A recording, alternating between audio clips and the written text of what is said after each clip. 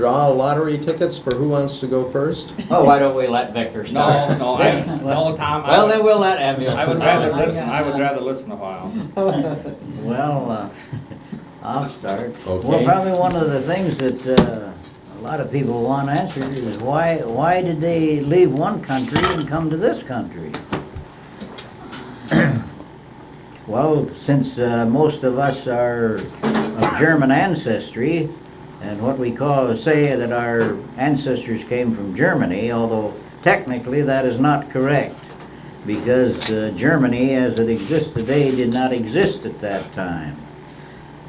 For instance, both Victor and my ancestors came from, well, what is today the state of Württemberg in Germany, was at that time the kingdom of Württemberg. And our ancestors didn't renounce allegiance to Germany, they renounced allegiance to the king of Württemberg. And the same is true, of course, if, from those that came from, say, the kingdom of Prussia or the kingdom of Bavaria. Now, many years before our ancestors came, most of them who came over in the 1850s would take care of a large share of them. There had been the feeling not only of those who lived in Württemberg, but in Prussia and Bavaria and these other kingdoms, that they wanted a united Germany. And there had been some striving for that. In fact, there was a revolution that broke out in 1848 to obtain that ends, and when it ended disastrously for the people, why many people left the area we call Germany. They left by the thousands. So maybe some of you can think of, if you ever asked any of your grandparents why either they or their parents came. Of course, some of them, I suppose, they thought they'd have a better life here than they had over there.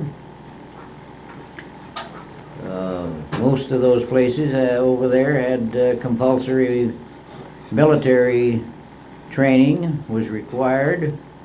They came over here, and of course a lot of them got here in the late 1850s and just nicely got settled when the Civil War broke out, but they became good Americans and they served in the Civil War. You know, Carol, I asked your grandfather one time, back in the sugar bush. I was boiling down sap on the site there that had Mary owned then, and he was over there alone. And we used to walk back and forth some, and I asked him one time, I said, why do you suppose, and I think this was only a guess, I said, why do you suppose that they took your great-grandfather and Baiha and, well, I named one or two others at the time. Well, he said, I thought at the time when they went around, of course in those days, it was a little harder to get around and see people and talk to them, no telephones, and they probably had to send a man out in the sticks in the woods.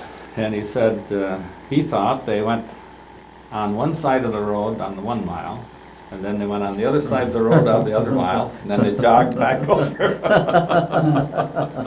But it seemed that way down It seemed there. that, Yeah. they were all supposed to be. And it cost $200. I think at the time, if your name was drawn, it cost $200. Either 2 or 3. Yeah, to buy your way out. Someone else going there if you wanted. But who had the money? Who had $200? Very few. Very few had $200 or could even come up with it. What do they call that when you buy your way out of Oh. the army? Well, when another one takes your place, it's substitution. Isn't there another word? Yeah, I believe there is. There Bounty is. is that it? What? Well, Bounty? no, a No. bounty is when you enlist and do The serve, but bounty you get hunters. paid. The bounty hunters are the guys that come out and get you to sign on the dotted line. They're called bounty Yeah, hunters. they're the bounty Yeah. hunters. I The get bounty paid the jumpers salary are the of someone ones that that... head for getting kids to enlist. Recruiters. Yeah, they're bounty hunters. Yeah. One of the reasons my grandfather, one of the reasons why he come over here, over there they had to either go in the army 6 or 8 years. And he didn't want any of his children ever to have to do that. Then when he come over here, I'll tell you about how he got out of the draft. There was 10 of them, all put in $100. 10 men, eligible to be be drafted. And if one or two happened to get drafted, they could divide that $1,000, you know, between them. Well, Grandpa was the only one drafted out of the whole 10. So he got a man named Lovell, lived just a mile east of Woodland, to go for him. He had to be below that. He had to be about 19 years old. He got $1,000. And it wasn't only a few months, and the war was over with. And he said that that man, when he was down there, he had a good time with women and booze. And he come back here, he only lived about 4 months and he died. He had too good a time. Yeah. So, it wasn't the war that killed him. No.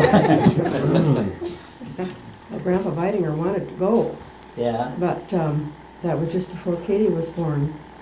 And she said, oh, you can't go, you know? And so he had to give up, but he would have gone. Yeah, he wanted that $1,000. Now that was, you mentioned the date 1848 as being the time. Now, was, That's when the French Revolution, the revolution in Germany collapsed. okay. And was this the war that Well, was no, being- he's speaking of the Civil Civil War, War. Civil The War. Civil here. War, Yeah, okay. him over here. along in I guess I was still in 1861, Germany, okay. Yeah, no, that was here. That all happened here. Yeah, see that substitute was just a mile east of Woodland, there's where he lived, you know. and I guess there. you said that, but it still didn't get me in Yeah. Woodland, I was still thinking in Europe, okay. Visiting that day over there in Germany at Leonberg with the bishop, he mentioned this about how tough times were. Napoleon had been defeated, you know, sometime ahead of this, 40 years or so, 35 years, I guess. And the country's just never, ever, financially, ever got back on their feet. And times were so tough there, and there just wasn't any hopes of them ever being able to expect much. And so, as you say, they left just by the thousands. Both from France and... Oh, yeah, and, yeah. But these people that left the Württemberg area, they seemed to come over here in the Ann Arbor area, didn't they? And congregate before they moved on out in here into the unsettled land, or areas that wasn't settled as much anyhow. That's where Grandma Baitinger came, Ann Arbor. I guess there was railroads over there and things like that. I guess, you've told that, have you, Victor? A railroad roundhouse or something where these people I don't know about the roundhouse, but people could go there and work? yeah, there had to be a railroad, Yeah. yeah. Often, He often, go ahead. Go ahead. He worked on the section there, he said, about 2 years. He had enough money, you know, to buy a little land here. That was Marshall. In Marshall, well, right in that area now. Especially Lutheran churches often helped sponsoring immigrants as they were coming over, and I think this is one of those great waves too of the European immigration to the Americas, one that we're talking about. Does anyone remember any stories I don't remember of... that, but I remember that reading in the history book that there was one of the first Lutheran ministers in Michigan that seems to me, well, of course he was connected with Ann Arbor and Detroit, but he rode back to Germany, you know, and said Michigan would be a good place to come. Mhm. Michigan is probably the closest in climate and everything else that could be associated Well, with they took that Germany. into consideration, I couldn't say. I know that they make that comparison now. I have an idea that they took in consideration the woods, the timber, because this Württemberg area is right Yeah, next to right this in Black Black Forest Forest. area. Mhm. And the heavy timber that was in here, I wouldn't be surprised if this was a factor. Have you ever heard that, Vic? Well, of course, the timber was a detriment to them. Well, Yeah. in a sense it was, and then in other ways, why they needed a certain amount of it too. They had to build a house. Yeah. Barn maybe, and Fuel. and fuel, right. Well, and they considered a better land where the heavy timber grew, is what my grandfather said, that Yeah, after he left Woodland, he went north And he went clear to Petoskey or in that neighborhood there before he found maples again and heavy timber. And that was the better land. Well, I think they settled around west of Woodland and south of Woodland first, because I think it was your grandfather that used to tell me that they called that area down through there from Woodbury to Woodbury Corners up about to the schoolhouse, the big swamp. In the old days, the water probably stood in the woods, you know, and just a big swamp, nobody wanted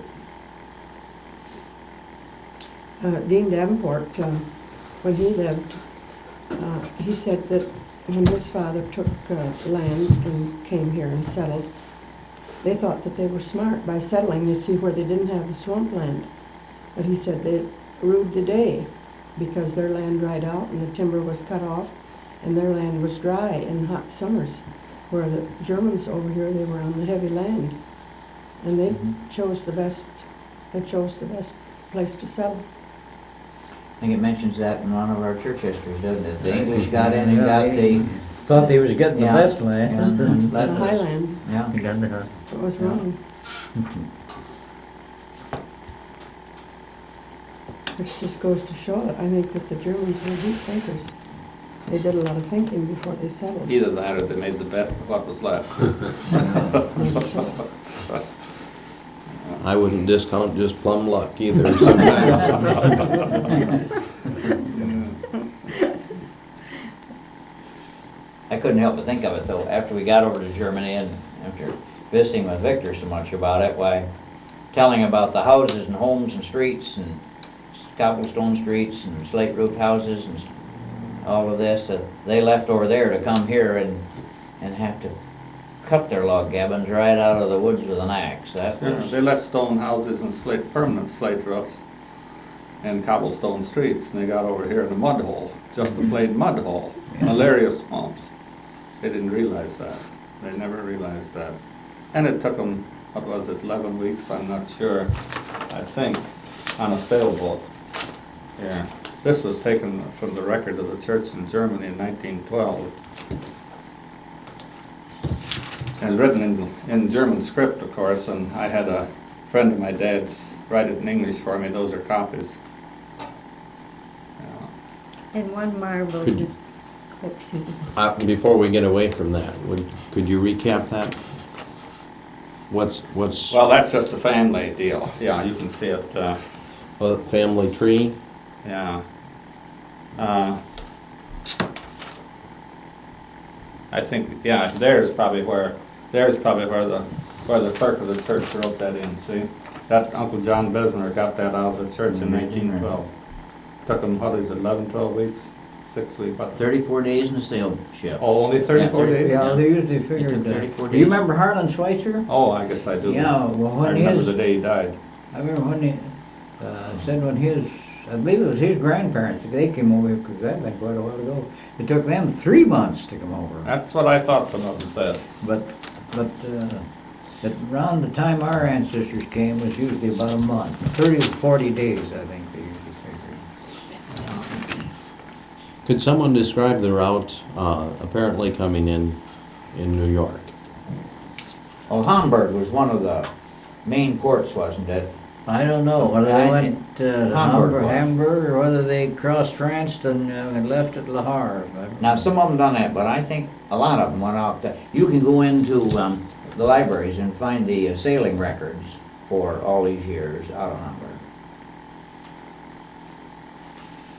And look up and find names. A lot of genealogists do this. Yeah, if you just knew the name Well, of the it- ship, your parents Yeah, but it- ancestors came over on. But I think that they're set up, Carol, where if you know the year, then you can check out these microfilms, and of course you've got a lot of names. National to go through. Archive told me no. Well, I just saw it the other day down here in Fort Wayne. Yeah, right there in the Fort Wayne Library is a whole list of sailing dates. But you know the Mormons come into the counties, have over the years, and they've compiled an excellent list, They asked us in Berry County 20 years ago, I guess, whether they'd have permission. 2 very clean-cut fellows, nice young fellows. They're really clean-cut fellows. And they compile all this information. But how would they go into Washtenaw County and get it when the courthouse burned? It wasn't there, see? Yeah. That's in Berry County, you can find it. Well, Yeah, the county records, you're right there. But they do go in, I bet you they went to all the churches in I Washington don't, County. well, I don't know And got about all that. of their records there. That's Yeah. possible. Well, That's here's possible. another thing about county records. Now, see, it wasn't until the year 1867 they even had to keep records of births and deaths at the county. In- And some in of the Mi- in records that they Michigan, keep are simply atrocious. Now, is 67, you mean in Michigan or United States? Michigan. In Michigan. Well, I understand that, that even in the 1900s, that the supervisor went around once a year, and when he came to your house, why, he'd also ask you if you'd had any additions to family, and he'd write it down, and then that's the way it was recorded in the courthouse. Yeah, that's the way they used Yeah, to do it. once a year, why, they'd just ask anybody, got any extra additions this year? Yeah, they had that in Germany. Well, now they call him the Oberamtmann. Oh, yeah. Well, you know, there were 18 children. My grandfather sold that 80 where Herb Bates lived, you know, to his cousin, Adam Eckhardt, who was brother to your great-grandmother. To my great-grandmother, Yeah, she was an yeah. Eckhardt, yeah, okay. And they had 18 children. Adam Eckhart's had 10, and my grandparents had 8. And they didn't have a doctor in the house for any of them, and not a doctor. And they raised them all. Never lost a child until, I don't know whether it was typhoid fever or some kind of an epidemic went through the country, and Adam Eckart's lost 2 kids, a boy and a girl, and their names were Carl and Minnie. And then that's when Chris got married. He named his 2 kids Carl and Minnie, I guess, and they'd have a record of it. Yeah, and they lost 2 kids, so they, outside of that epidemic that went through, they would have raised all 18 of them without a doctor. Didn't need any. They were used to midwifery in the old country, you know. They still have it there in Europe and Asia. And I Very think they proficient at it, too. should have it here, and say about $2,200 to have the doctor deliver a baby, I understand. And, That's right, I can Right, attest sure. to that. And, That's not very old history. And, you know, my grandmother went down to Adam Eckart's when one of the babies was born, spent a week looking after, and Mrs. Adam Eckhardt came up and looked after my grandmother, and that's all there was to it. Simple as that.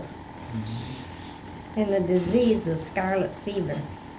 Yeah. Let's see, it was in 1876, wasn't it?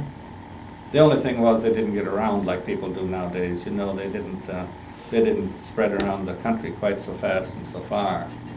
Well, I thought that it was an issue of blood from the bowels. The little folks that died in the Baitinger family, and they said had they have had camphor, a few drops of camphor in water would have saved their lives. That's all it would have taken, and they knew nothing about it. That's what killed little Adam and Mary a week apart. And the doctor's wife died the following week, and she's buried beside them.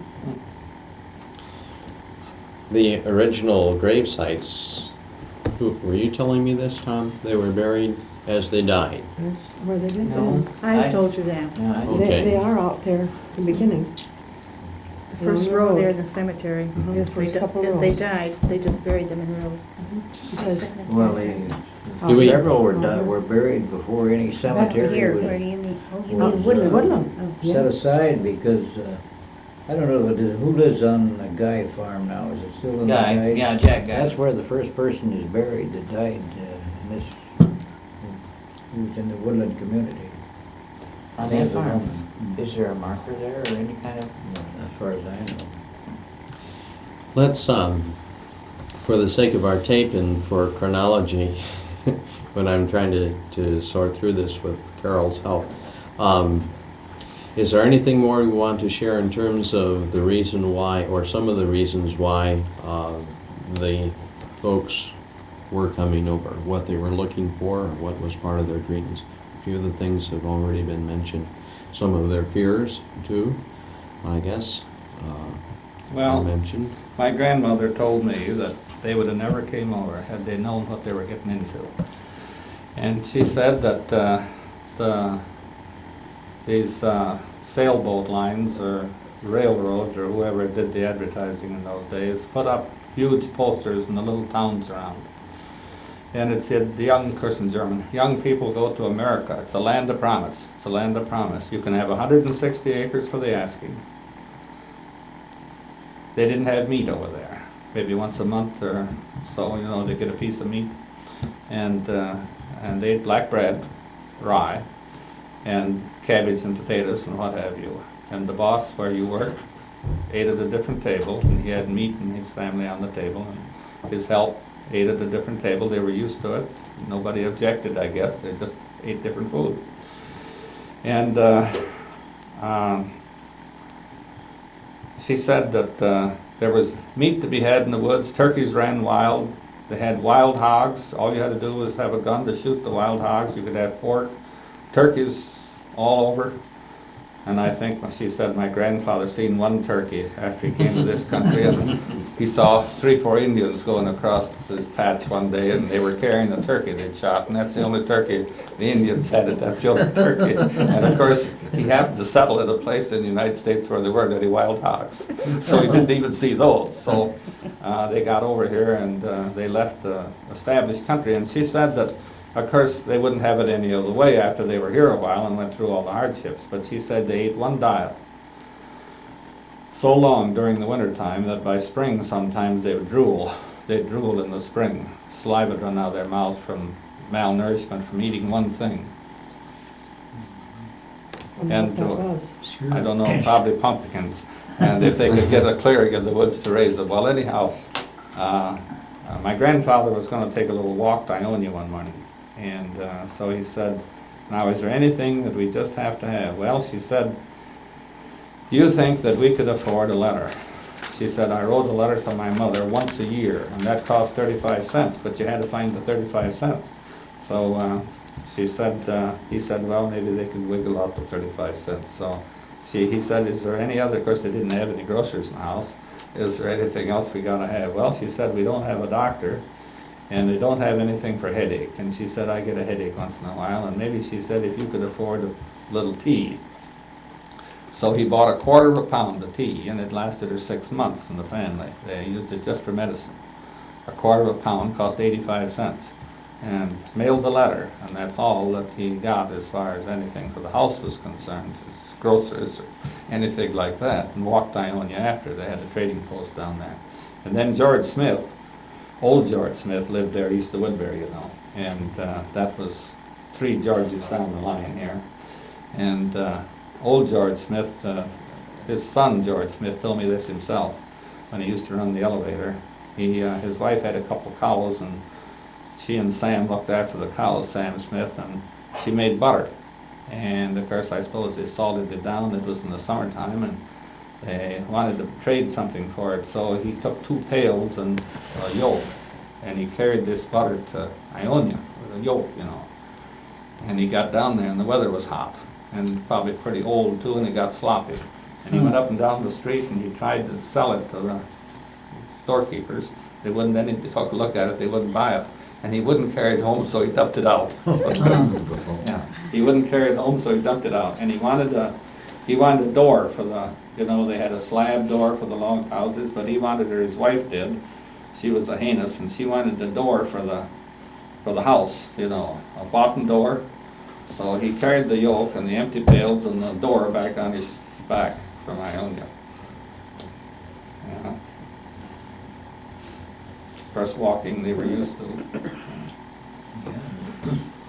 Everybody carried their wheat on their shoulders, Yeah. Would go to Ionia to get Yeah. it ground for flour Yeah. and come back. It was Yeah. 20 miles. But even in a later day, I've heard Uncle Ben say that the Will Gellinger, that's been a generation or 2 later, butchered the beef. And Philip, I believe, wanted 1/4 of it, and I believe he and Philip each took 1/4 of that beef on their shoulders up to Will's and started for Philip's. Where it would be, where Lawrence lives, and Elwood lives where Will used to live. And they got it on their back, and they started out, and they had rail fences, and they didn't dare to put it down. They got so tired after a bit that if they'd put it down, they couldn't have lifted it up. So the only way they come to a rail fence, so he said we'd set on the fence a little while, rest their legs a little bit, then start out.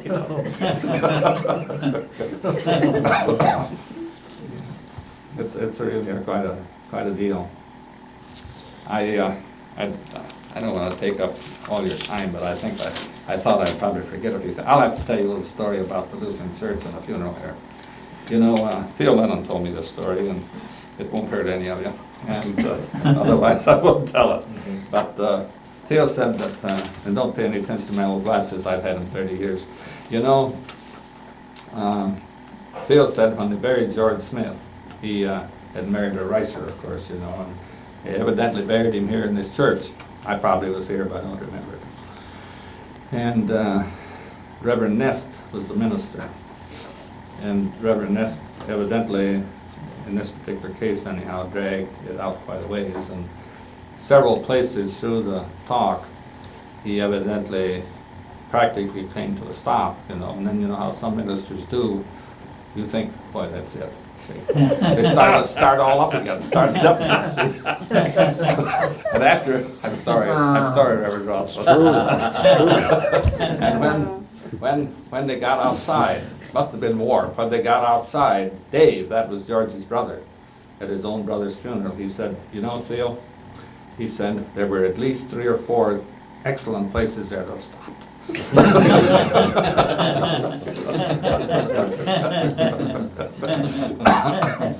Oh, God. Yeah.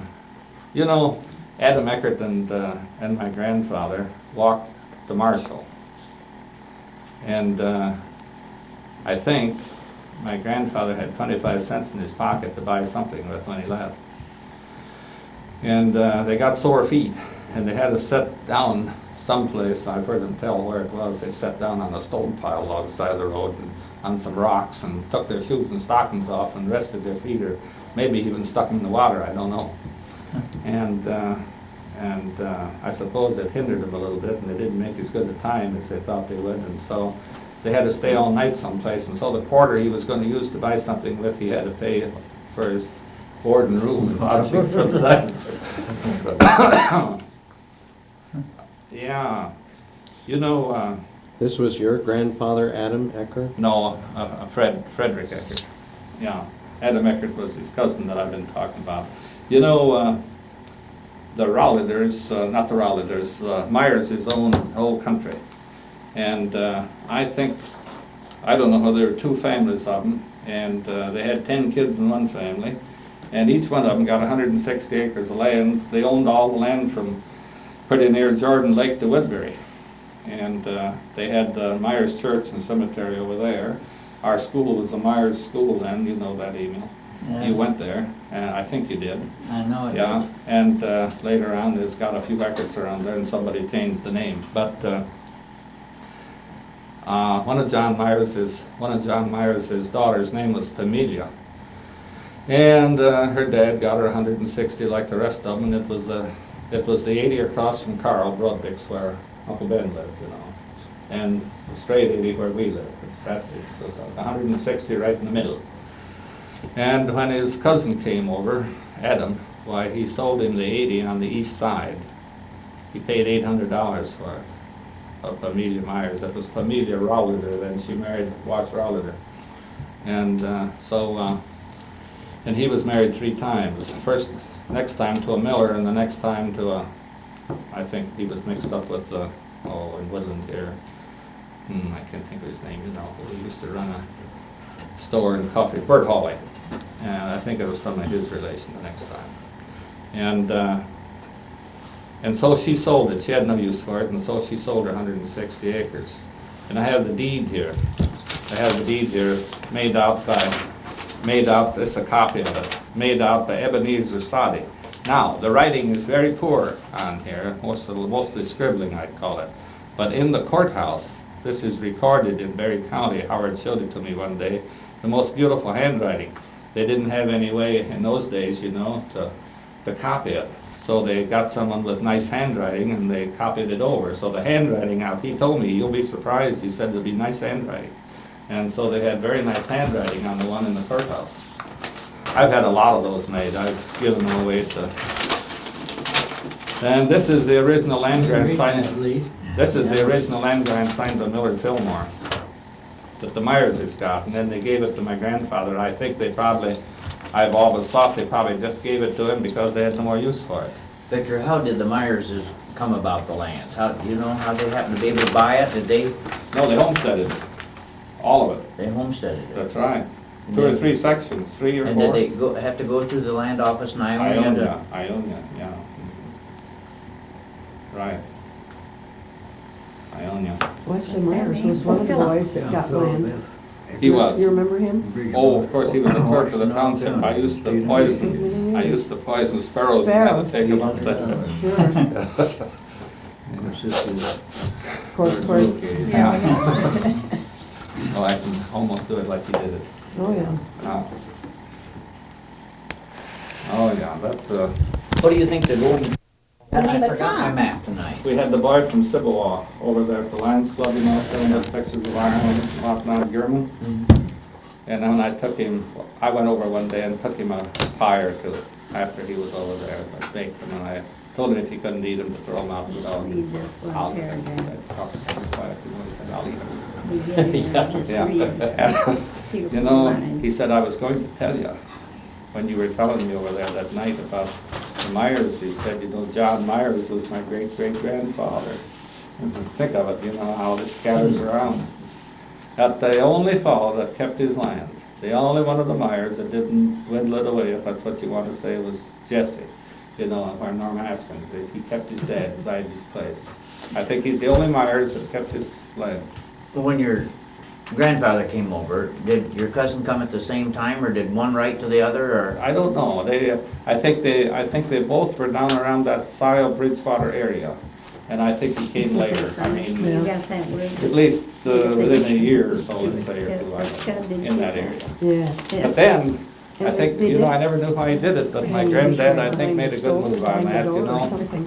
That place of Uncle Ben's there, Adam Eckhart's, was just a mud hole before they drained it, you know, just water.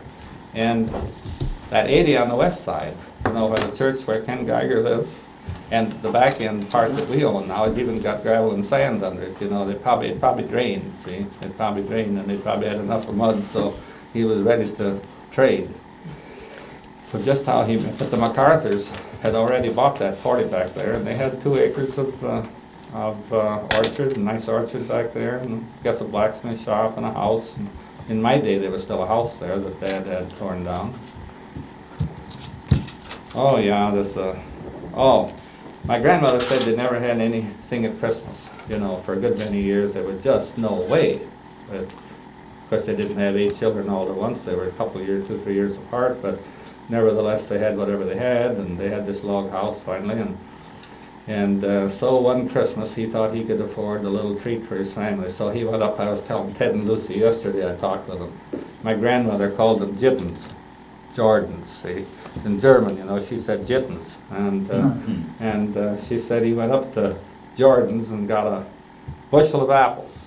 And that done for the Christmas present for everybody. They didn't have any fruit, you know, no apples then yet. And he got a bushel of apples of some Jordan.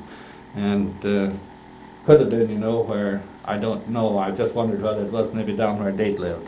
Might have had some trees.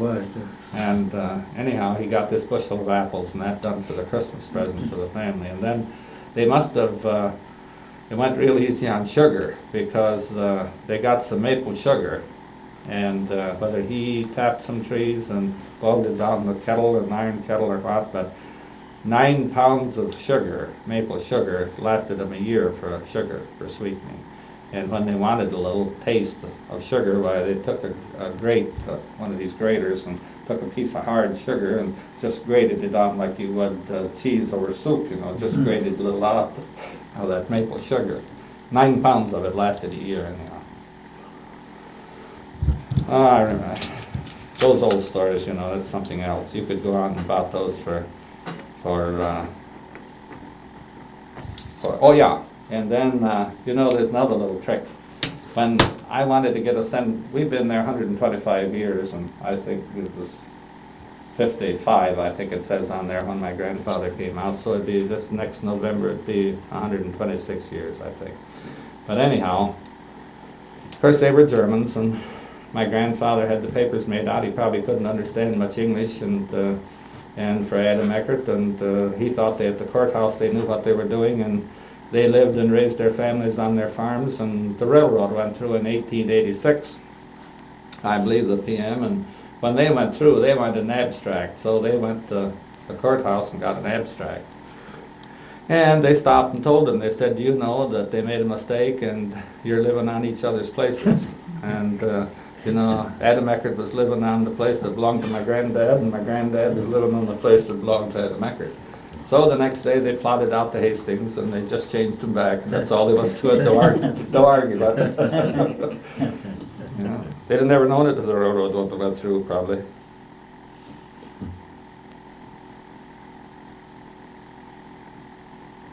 Oh, I'll have to tell you what, I used to listen to Dan Smith for years and years, and of course he was pretty well storied up about that old stuff. And Dan said when the railroad went through, of course that was in later years, 1886, you know, that's really was, country was pretty well developed at that time compared to what it was before. And they were cutting wheat, and two railroad boys came along. Of course in those days, you know, you went to town in a road cart by that time, and with a horse hooked to it probably, and you know, had a pair of boots to go to church in on Sunday, and these two guys were pretty well dressed and pretty sharp looking boys. So he said, John and he were out in the field, that was Harold's father, and he said, I kept right on cutting wheat, and he said, John, he got kind of mad at me, and he said he took the guys up to the house, and he gave them several good drinks of cider and fixed them up in good shape and a little lunch, and he said he made a deal. They made a deal with him that they'd give him $15. See, they were all timber. The strips were all timber, and they only gave him so many days to get the timber off, and they'd give him $15 an acre to get the timber off. Of course, it was your timber then. You know, you had to get it off there right away, and they'd pay you $15 for the labor to get it off, and you just pull it off to one side and cut it up at your leisure. But they had to do it all by hand, see. So, of course, they had to take time off, and he said, John got awful mad at me. He said, you know, them's special men. He said, them's nice fellows. He said, you know, they're smart guys. And Dan, of course, you know, was, I won't mention what Dan said about it, but he never had much use for that kind of stuff. And they gave him $5 down the first time. Well, he said John had to run after the second $5, run after it, and finally got it, but the last $5 he never got. Dan said, I used to kid him. He said, I used to say, well, John, them's nice fellows. He said, the man ought to stop and spend a little time with them.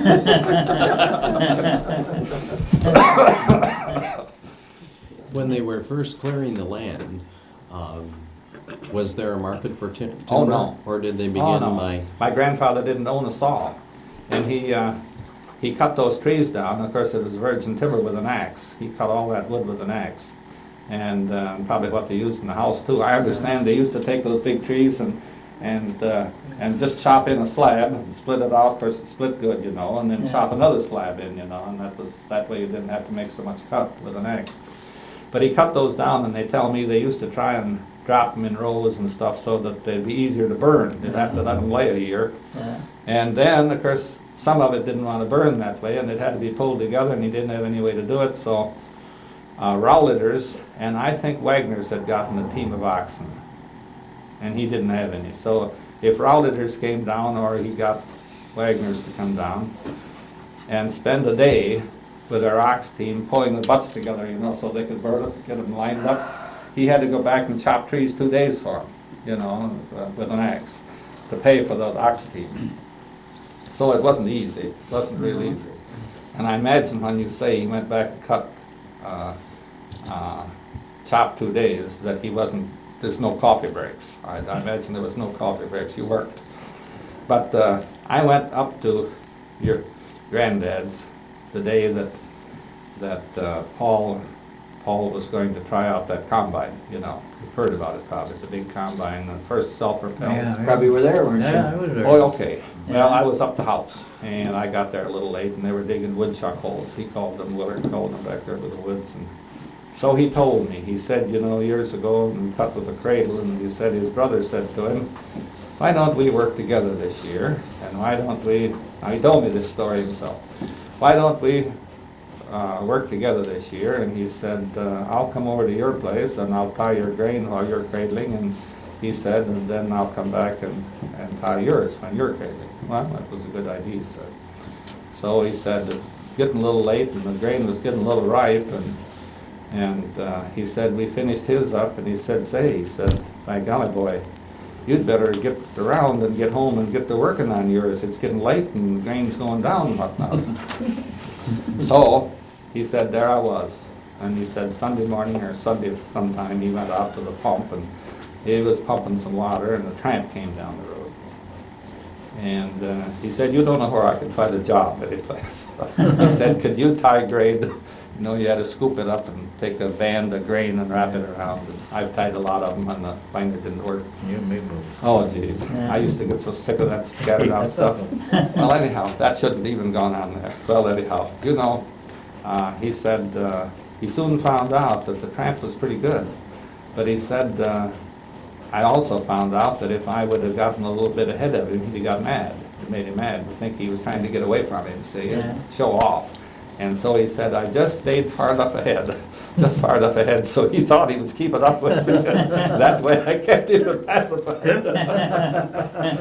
Oh, yeah, I used to like to listen to those stories. Yeah.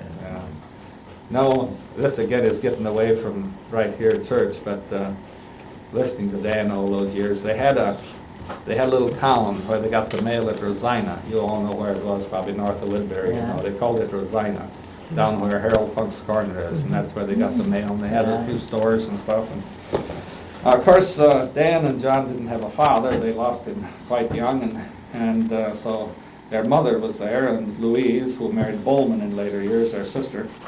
And so in the evening, they only had a team of horses, and they probably weren't very big, and you know, they probably worked them pretty hard in the day, and their mother wanted them taken care of and resting at night. And of course, the boys would wait till dusk, and then they'd sneak out to go to Regina. And they'd take the road cart, and the barn set out to the road.